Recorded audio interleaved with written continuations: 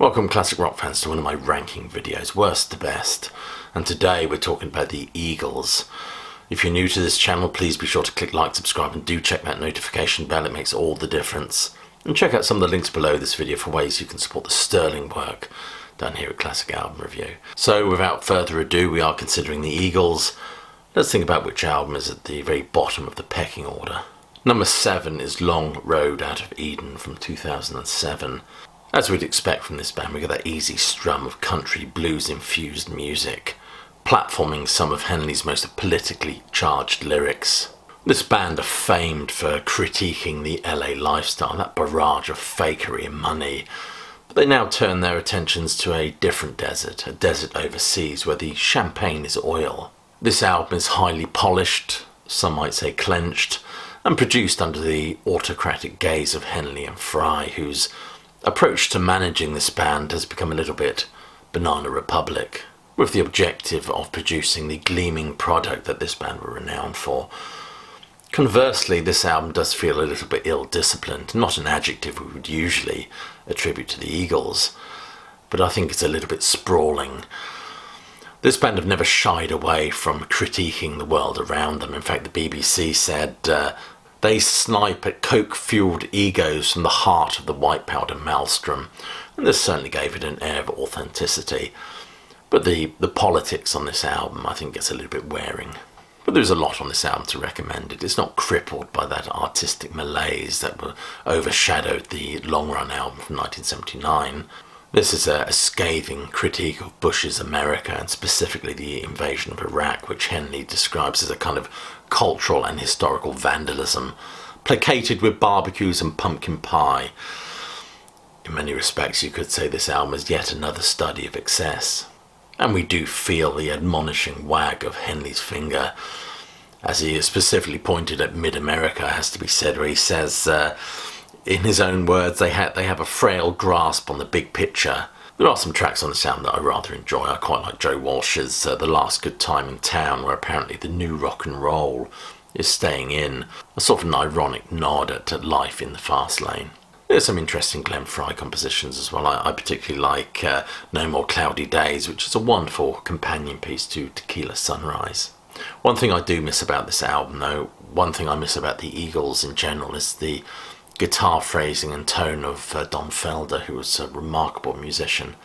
I really wish he was back in the fold. For me, it would almost make that Hotel California anniversary tour worth remortgaging my house to go and see. Number 6 is The Long Run from 1979. The City of Angels on this record is, as Rolling Stone has pointed out, and I'm quoting, "a dreary land of blank vistas and empty promises baking slowly under an unsentimental sun." This dark record is fueled by clouds of coke and an obsessive pursuit of perfection, which ultimately causes the band to implode.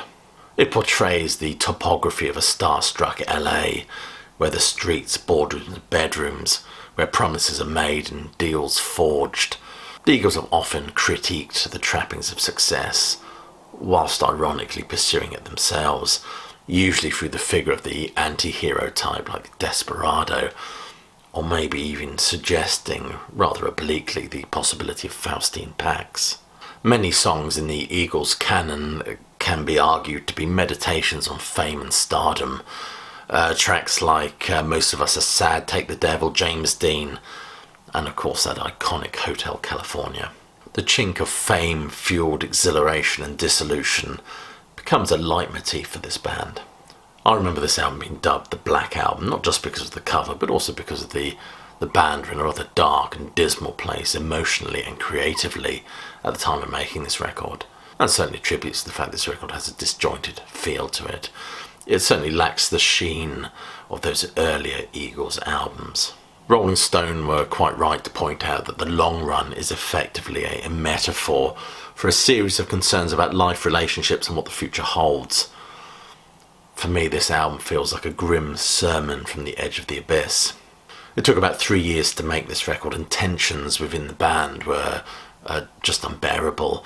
Add to the mix copious amounts of coke, and what we get is a fragmented sounding album, one produced by a band buckling under the pressure to produce something that came close to the stratospheric success of their previous record.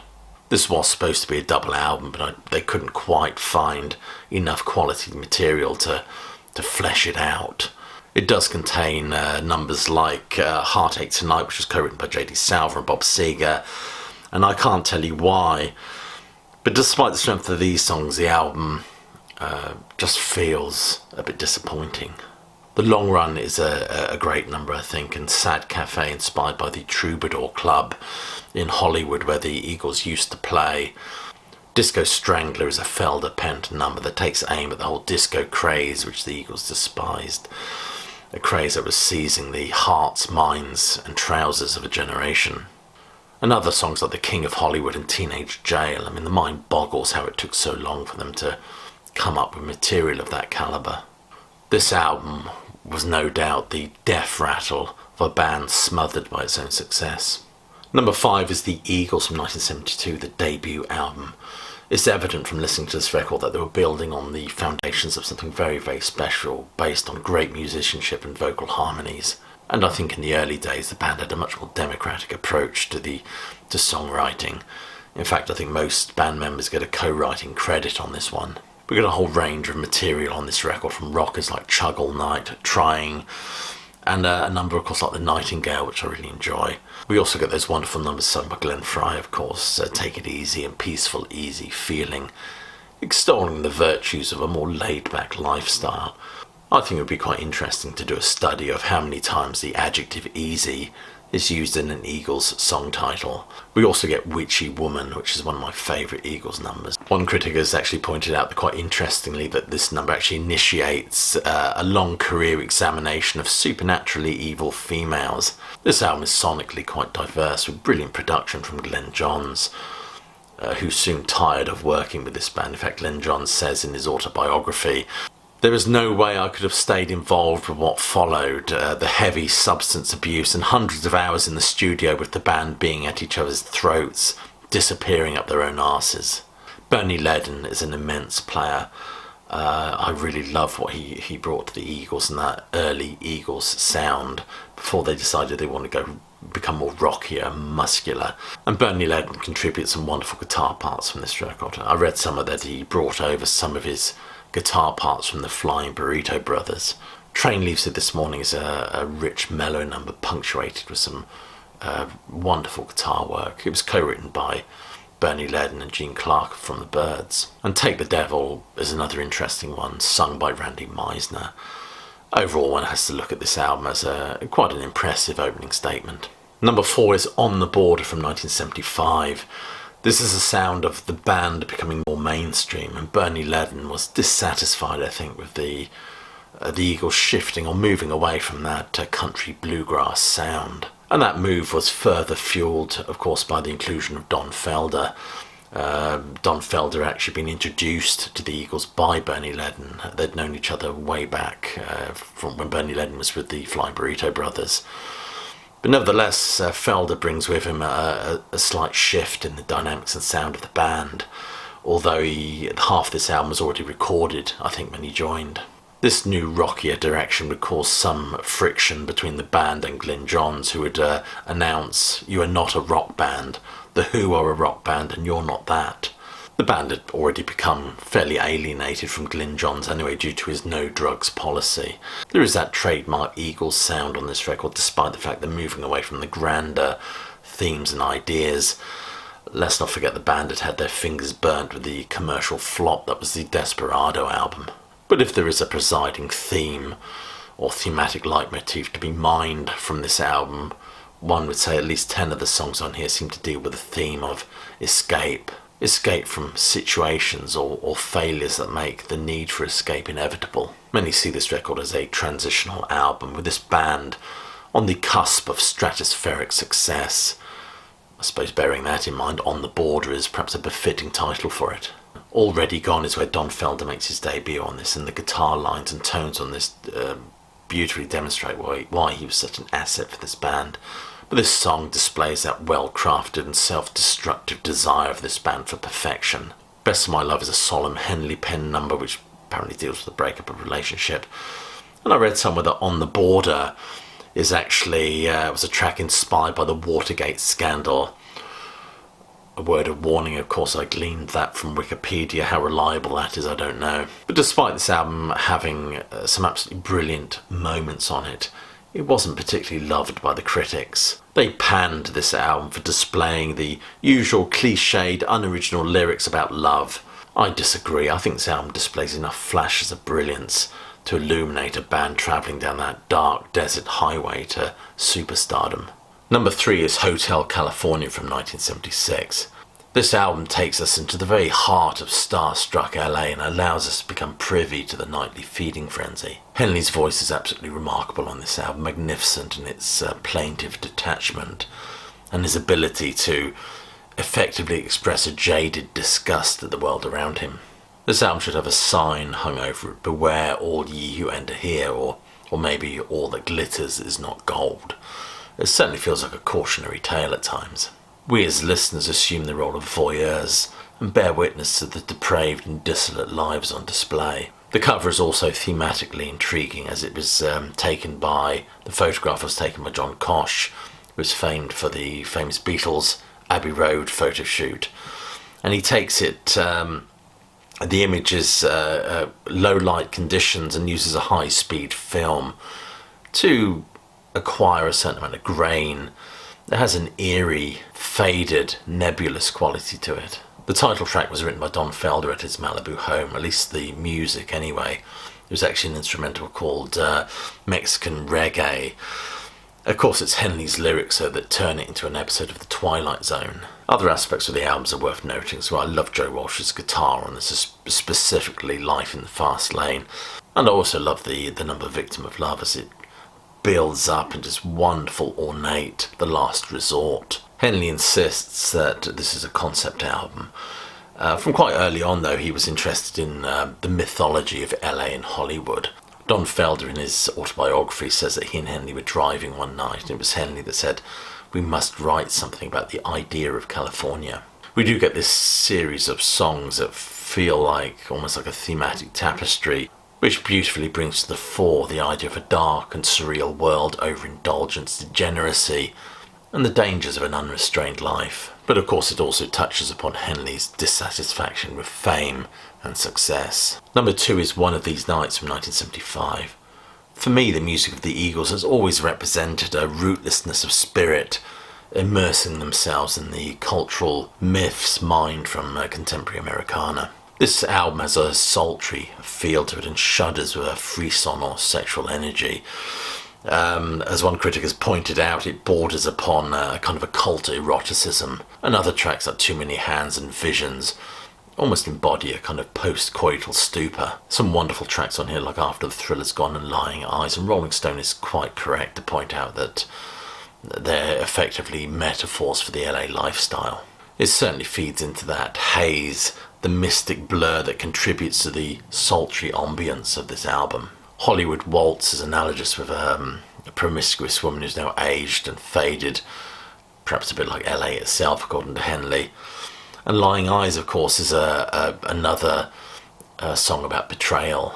Someone has pointed out there seems to be a motif with Glenn Frey with these folk rock shuffles that deal with incessant cheating and adulterous females. You can certainly see why accusations of misogyny have been levelled at this band, as they wag their fingers at everybody whilst at the same time snorting and shagging their way up and down Sunset Strip. I suppose you could argue that being in the midst of the maelstrom gives them a very unique perspective of it all and feeds into the most anthemic of numbers, Take It to the Limit.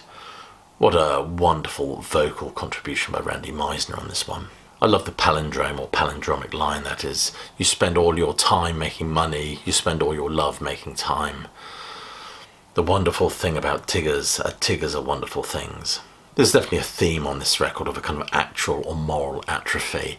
Bernie Leadon's contributions are quite weak, it has to be said, but I think he wasn't particularly invested in this record. I think his heart was definitely elsewhere, and the cover image is quite striking as well, if you'll forgive me for quoting Wikipedia. The cover represents where the band was coming from and where they were going. The cow skull is pure cowboy folk, the decorations are American Indian inspired, and the future is represented by the more polished reflective glass beaded surfaces covering the skull. all set against the dark eagle feather wings that speak of mysterious powers. And number one for me is Desperado from 1973. Some might be surprised that I've put this album at the very top, but for me it represents a beautiful exploration of sound, texture and melody. It was interesting that Glenn Frey said he wanted the second album to have a little bit more gravitas, and certainly concept albums were very much in vogue at this time. So he felt the Eagles should build an album around an idea or concept. He was certainly attracted to the notion that of musicians in the music business being somehow analogous with Wild West gunslingers. Effectively wanted to make an album about anti-heroes. This idea, of course, was inspired by the Book of Gunslingers by J. Marvin Hunter and H. Rose, and even the Gatefold enters into the spirit of it, with the band members, including Jackson Browne and J.D. Salver, tied up at the mercy of the gunman played by Glyn Johns, the producer. I believe this image is just a reenactment of the capture of the Dalton Gang, a gang from the late 19th century, of course, of which many of these songs are actually based. Don Henley's plaintive voice is used beautifully on this record, as I think it was underused on the first album. Interestingly, this album turns 50 this year. I would love to see a kind of a deluxe edition celebration of this record. And the way he sings Desperado and Desperado Reprise, it just gives me chills. One of the highlights of the gig that I saw them at. But there are other wonderful tracks, of course. Saturday Night speaks of loss of innocence, and the wonderful David Blue number, Outlaw Man, as well as numerous contributions from J.D. Salver and Jackson Browne. The sound, melody and textures explored on this album are absolutely remarkable. It's a record of an album of soft, mournful musical ballads, which I think are more realised, richer and more focused than any of the songs on the actual debut record. And the narrative is held together with these historical summations and rather sketchy character sketches of the gang members, I think it's fair to say that the band were more interested in the mood, musicianship and the soft, melancholic refrains yielded by these narratives than they were by the notion of historical accuracy.